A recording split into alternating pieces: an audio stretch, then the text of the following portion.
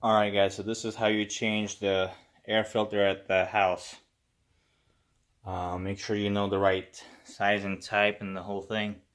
There's different categories, like, just the cheap one that just stops the big bugs and rocks, and up to the most expensive, bacteria, odor, the whole thing. That's gonna stop all the virus and different types of things. There's different categories, so make sure you get the one you want. Make sure you get the right size. Now the fun part is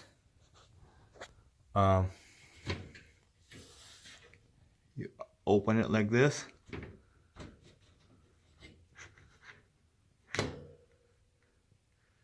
You see the air has to point up. It has to point, the air flows from the house up into that ceiling or into the wall. Make sure the air is up.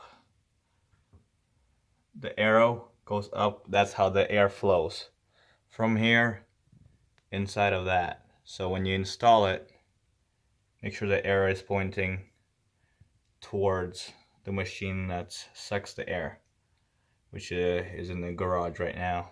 So just get rid of this one, put the new one in, make sure that it's up, and you're good to go.